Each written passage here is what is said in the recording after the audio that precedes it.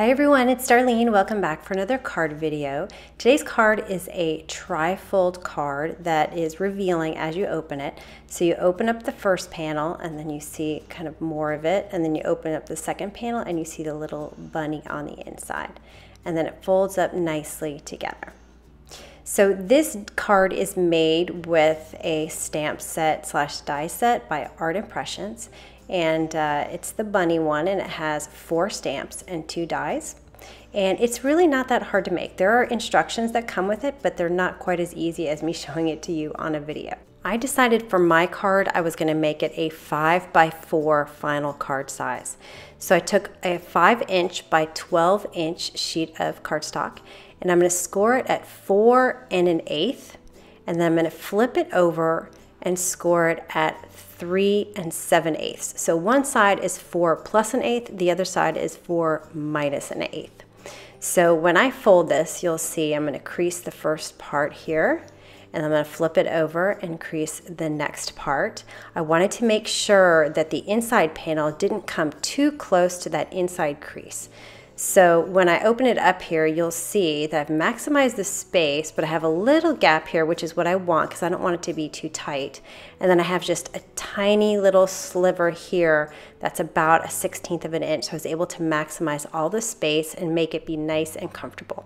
If you wanted to use a standard sheet of 8.5 by 11 paper, you would take an 11" by 4 1/4", and then you'd score it at 4 1/4 and 3 5/8. And I'll have those measurements in my blog post so that you can see them written down. Anyway, so I'm going to carry on here. You need a Stamp-A-Majig because you can't see through these stamps. So I'm using my Stamp-A-Majig to center this first, the largest stamp in the set on my front panel. Now I'm going to take the first die, and this is the larger one, and it's going to fit exactly in the middle here. It's really easy to line up. And then I'm just going to take a piece of surgical tape, and I've already used it several times, so it's not that sticky. I don't want it to be too sticky running it through the Sizzix. So I ran it through and cut this hole. You can see that this lines up perfectly with the stamp. Now I'm going to fold up the card so that my front panel is on the front. And I'm going to grab a pencil and outline what I just cut out. So now I'm drawing on that second panel. And that way I see where I need to stamp. So I'm going to use my Stamp-A-Majig, get it prepped with my second medium stamp now. And what I'm going to do is I'm going to place it directly over the pencil marks so that it's kind of in the middle. And this is where it gets a little tricky because you'd think that it would line up exactly, but it doesn't. So you want to figure out what part of the stamp you want to show through the front and which part will be hidden. So I'm going to grab a pencil here so you can see my pencil lines. I'm going to kind of draw over my pencil lines so you can see where I placed the stamp. So kind of halfway in, halfway out of the pencil line. Now what I did is I put my little handle there, and I went ahead and erased the pencil marks before I stamped, because the last time I did this I smudged the ink. I didn't wait too long, so I thought it'd be safer to just go ahead and erase my pencil marks before I stamped. So when I fold this up, you'll see that I can see part of it but not see part of it. Now it's time to take my second die. It's the smaller die in the set, and this will line up perfectly with the stamp just like it did the first time we did the die cutting. So I'm going to center it right here in the middle, and then I'll use my surgical tape to hold it into place and run it through the Big Shot. And so now when I fold it up, you'll see that I can now have a peek into the inside of the card. So I'm going to do the same thing I did with that first hole. I'm going to take my pencil and I'm going to draw it. So now I'm drawing on the very inside panel. And then I'll take my Stamp-A-Majig and I'm going to prep it with my bunny. This is my final stamp here. And place it right in the middle. Now, I kind of went back and forth with a few different locations, but I decided to have the bunny head showing and then kind of the back of him not showing. So whatever is inside the pencil lines will show from the front of the card. So go ahead and put my handle in place, and then again erase the pencil marks, and then stamp it into place. So now as I fold this back, you'll see it come into place. There's my second stamp and then my first one. Now because I used Ranger Archival ink, and I did that because I'm going to be using my Zig watercolor pens, it's hard to get that stuff off the Stamp-A-Majig sheet. However, if you use an alcohol pad, it comes off really easily. So what I do is I just open a little pad and clean it off, and then I open up another one just to make sure I get everything off. And then I take my absorber and just kind of wipe it up. And I've been doing this for a long time. I use these alcohol wipes for pretty much anything that's hard to get off, all the adhesive and things like that. So now after I cleaned off my Stampin' Majig, I realized that I still needed to do the flowers again because I wanted to create a border. So what I'm going to do is kind of use the flowers in a different way and stamp them just on the edge as a border. And I'm going to rotate the stamp in different ways to show just a little bit of the stem and then the flowers, so that it doesn't look like I'm repeating. So I'm just using different flowers each time. And I'm going to stamp that across the bottom, and then I'm going to do the same thing on the top, stamping it all the way across the top. I ended up using a scratch sheet of paper underneath so I wouldn't have to get that archival ink all over my craft mat and clean it up. So anyway, this is the finished stamping, but then I realized I had one more stamp to do, and that was the inside. And the sentiment also comes with this set, and you just want to make sure you stamp it above the bunny so you can't see it when you fold up the card. I'm going to be coloring this card with my Zig watercolor pens. The pinks I'm using are called Pink and Light Carmine, and this is not watercolor paper, so I'm going to have to be pretty quick and use colors that are close together. So what I'm going to do is just draw a little bit in the dark shadow areas with my darker color, and then blend over the whole thing with my lighter color. And I'm going to do one flower at a time because this is not watercolor paper, so it's going to dry really quickly and it won't blend unless I do it pretty quickly. And you also want to use colors that are very close together. If your colors are too far apart, then you're not going to get a very good blend. So I'm using these markers because I didn't want to use Copics because you'll be able to see it on the other side with this paper. I'm actually using Stampin' Up! Paper because it's the only 12 by 12 white paper that I had. So anyway, I'm going to go through and do the same exact thing on every single one of these flowers.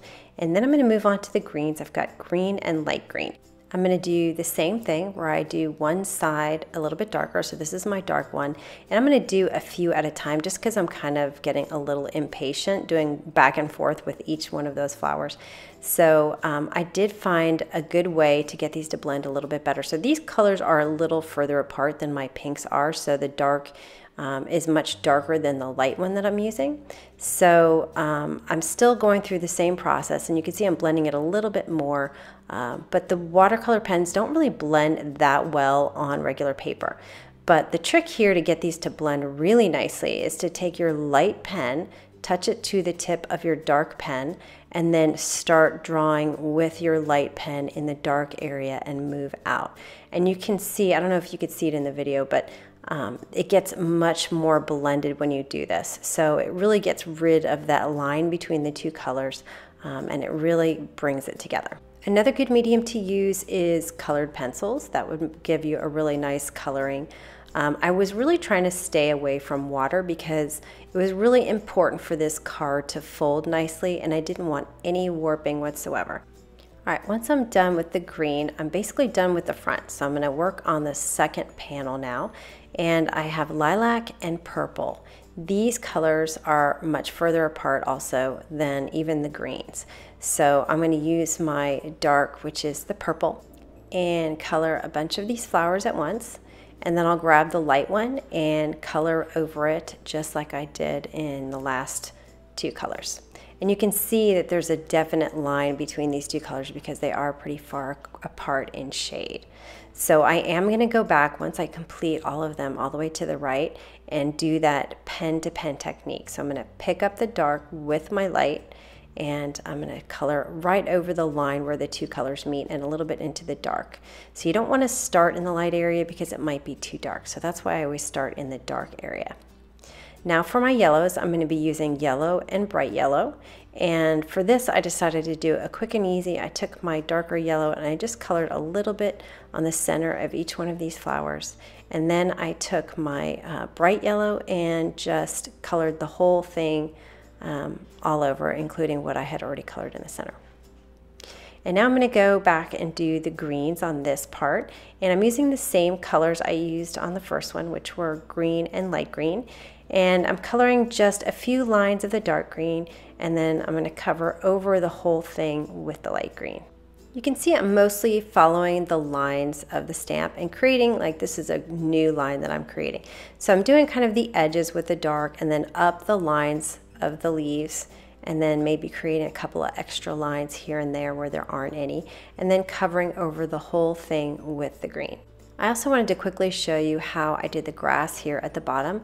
I just flicked upward with the dark color first. I kind of made it into a line so it looked like it was grass going up a hill, so that all the grass was in the same direction.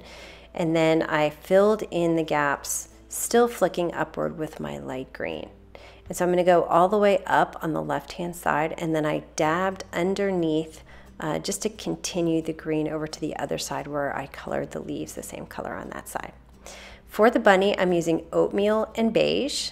So I covered the whole thing with the oatmeal, and what I did find is that when I had a base layer, which I didn't do on the other flowers, it was much easier to blend. So I covered the whole thing with oatmeal, and then I took my beige and colored a little bit in a shadow area, and then took my oatmeal and blended that out. And this worked really well. So maybe if I had to do it over again, I'd color all of my flowers first with the light color and then dab a little bit of the dark color in and then blend it out again with the light color. It would probably take a little bit more time, a little bit more back and forth, but I think I'd get a nicer blend. But the thing is, these flowers that I've just colored, all the leaves and everything else, they're kind of small, so you're not really noticing much of the perspective and shadowing. So I just wanted to get some really vibrant, bright colors in here because I don't have a lot of other things going on.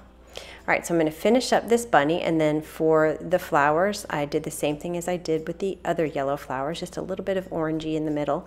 Same colors, the yellow and bright yellow, and then covered the whole thing with the bright yellow.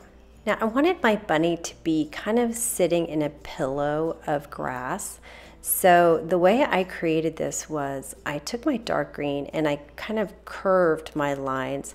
So I was curving them around the left and then around the right on the right-hand side and then straight down in the middle. So this is my dark, and I'm not going to do too much dark because I don't want it to all blend together. And now I'm going to grab my light, and I'm using the same colors of green that I've used on the other parts of the card. And I'm drawing those same lines all the way across, and you can see I'm flicking up as I get to the back and then flicking outward on the side. And then as I'm filling it in and getting all those gaps filled in, I'm going to go ahead and color it so that it's solid because I don't want any of the white showing. So here I'm going to go in here now and just kind of fill in the gaps so I don't have any white. And then it looks like he's kind of in a pillow of grass. So when I close this up, you can see that there's no white underneath the bunny. I didn't want there to be any white. I want it to be a continuous grass.